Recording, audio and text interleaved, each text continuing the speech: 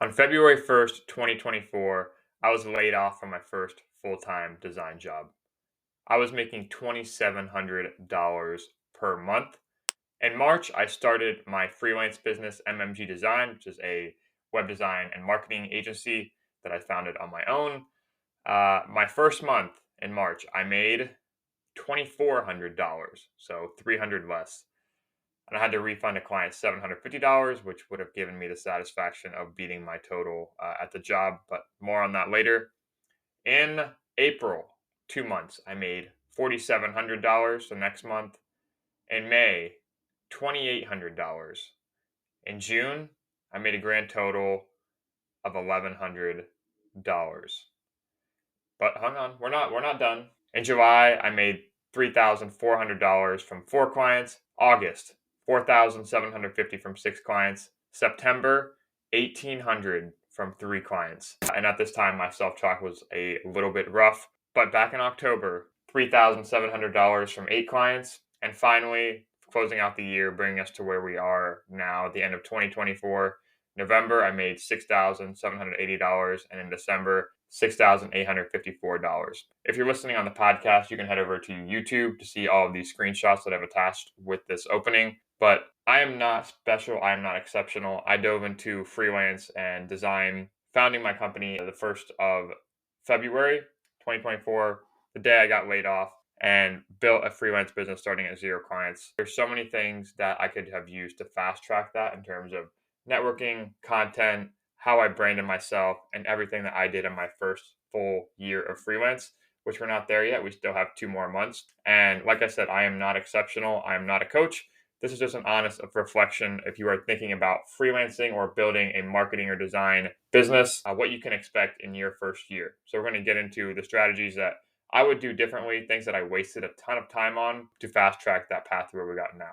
So we're going to dive right in. Keeping up with marketing trends and leveling up your career doesn't have to be overwhelming.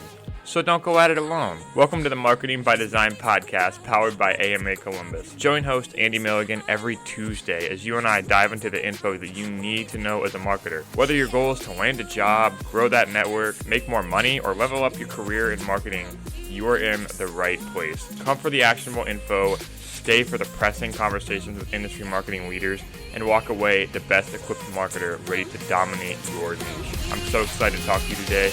Let's go.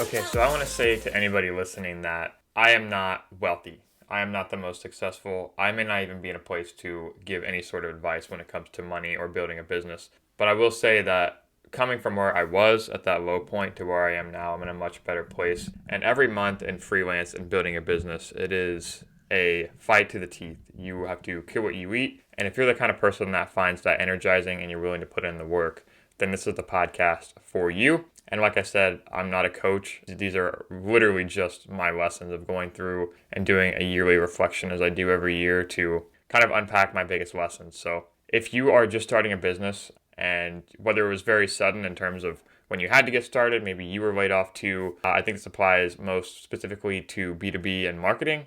So if you want to build a freelance career, you're working with other businesses or business owners, you can start to build a brand around doing your own thing. That's who I think this advice would apply the most specifically to. And I will also add that my relationship with money used to be very, very unhealthy. And there's a lot of stuff that I'm working on. And part of me sharing these numbers is a way to get over that in my own right. And I have actually, if you are listening to the podcast, again, I posted on YouTube for the last 6 months, a monthly retro going over all of my finances, leads, opportunities, proposals, how much I make, profit loss, expenses, everything that I'm doing as a business owner and marketer in 2024. And I'm going to be continuing that every month. So make sure you subscribe to YouTube to go check those out. But the biggest lesson that I have learned as I go through and unpack these is that money is going to occur as a byproduct, especially in the months where I was scraping the bottom of the barrel, making just enough to, cover my base expenses. I was very focused on myself and not adding value to clients. I was focused on sending proposals, trying to charge more, being aggressive, and really not having my priorities aligned in terms of how I was going to make money. And if I could give the biggest piece of advice to that kid and to anyone listening, it would be to focus on adding value and over delivering for the people that have raised their hands for you rather than focusing on these numbers that I shared in the beginning. Because that's going to occur as a byproduct. And what I found is that the months where it's at the lowest and you're not meeting those goals is probably because you have your priorities misaligned. So the biggest things that I have done and that I would tell anyone who's starting and what you need to do. So the first thing, you need to post more content. It's not even just about posting content. It's about finding one thing and being very consistent with it. Go very deep. One platform, one audience. So a lot of this comes down to how you brand yourself. I personally prefer LinkedIn, and I'm going to talk about what I did and what I would recommend for anyone to do is get consistent on LinkedIn. Your writing is going to suck at first, and by definition of you having no audience, it doesn't matter. Overcome that imposter syndrome. Put out your work. Put out the kind of work that you want to get, not the kind of work that you might be doing. So be working on case studies. Use the time when you're first building as an opportunity to set the foundation. So post the work that you want to get and or case studies once they start to come in. Testimonials go a long way. Get consistent to posting and sharing every single day, relentlessly, every single day. And I can't emphasize, this is why I literally led with this, is that you can only, and we'll talk about in-person networking and marketing and business growth in a minute, but that is only so scalable as to how much time you have to invest in that. Content is infinite, the internet is infinite, so if you can add that leverage to anything that you do, get consistent with posting. It doesn't have to be on LinkedIn, it can be on any platform. By the way, if you're a marketing leader or a business owner and you want to start your reading habit, the Essential Marketer's Reading Checklist, the best books on business and marketing that you can browse through, test drive, see if you like, included difficulties, page summaries, actionable quotes, and a link to the cheapest place online if you want to buy it and read the whole thing for yourself. Literally a place to test drive a library of all the most helpful books on business without having to buy it beforehand and give you a chance if you want to see if you like it. First link in the description. And the other side of posting content is to engage with others. So you have to be doing outreach. You have to be talking to people that can be hiring you, whether they're other marketing leaders in your area, agency owners, creative directors, people that are in your niche, and get ruthlessly consistent with reaching out to them daily and making sure that your work, your content gets in front of them. The next thing I would do, number 2, networking. So if you're local in Columbus, there's a ton of great areas for this. Some of my favorites have been the Columbus Chamber, any Chamber of Commerce. There's referral groups, AM Spirit, BNI. Just reach out to people and have conversations. Learn about the industry, learn about what the kind of work that you want to do. And through this, I've found that I know there's those projects that excite me, there's opportunities that excite me, and you have to use the filter of the people that you meet to, because like I said, at the beginning, you're going to be scraping the bottom of the barrel. You should be saying yes to everything. And once you get over the imposter syndrome of not charging enough money and getting into that mindset, you have to have opportunities to draw from and first to prove your value.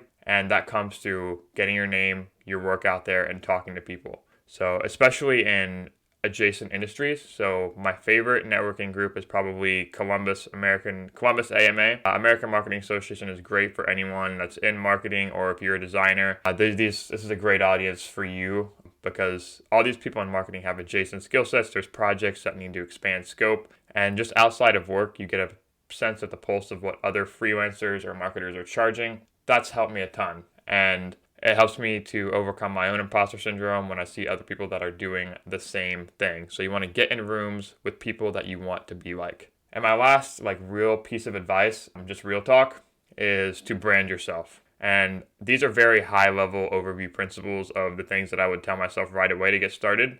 But this is the most important thing. And I had this conversation with Lacey Picasso on the podcast last year. And if you're looking to network more, a podcast is a great thing you can do to build your own network, and I highly recommend. But branding yourself is actually so important. Tim Ferriss has this quote where he says, life will punish the vague ask and reward the specific. Life will punish the vague wish and reward the specific ask. When you meet someone, you have to tell them, as I quote Lacey Picasso, you have to tell people exactly what you want.